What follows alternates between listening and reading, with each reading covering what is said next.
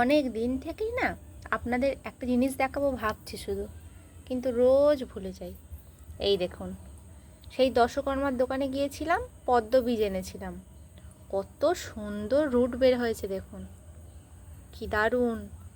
আর না, এখান থেকে এই দেখুন একটা শাখাও বের হয়ে গেছে, মানে ওই যে আরও যেগুলো শাখার বের হয় না ওইগুলো।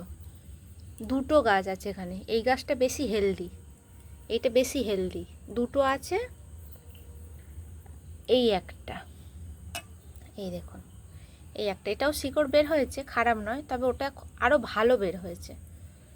এই বোতলের মধ্যে প্রথমে তো প্লাস্টিকের মগ ছিল, মগে কাঁচের গ্লাস এরকম দিয়েছিলাম দানাগুলোকে। তারপরে এত বড় হয়ে যাচ্ছে থেকে কাঁচের বোতলে দিয়েছি। কাঁচের বোতলেও আর রাখা যাবে না, এবার ওকে মাটি দিতেই হবে। আর একটা জিনিস দেখাই চলুন। আর এই দেখুন, এখানে মাটিও রেডি করে রেখেছি ওই পদ্ম গাছ বসাবো বলে। একটা ড্রামে একটাই দেবো, মানে গামলিতে, কারণ এগুলো তো বাড়বে না।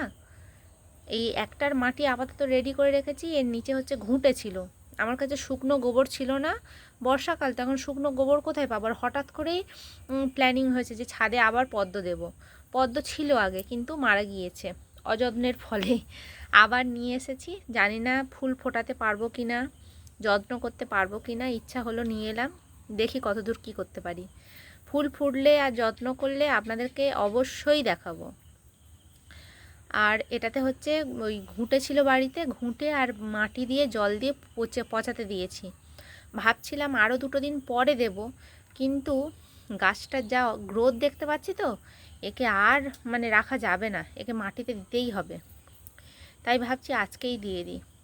আবার ভাবছি এই জায়গাটা বড় হবে না তো, মানে এত চিন্তা ভাবনা মাথার মধ্যে যে কি করব কি করব, দেখি এতেই দিয়ে দিই। গাছটা বসিয়ে আপনাদের দেখাচ্ছি কেমন হলো।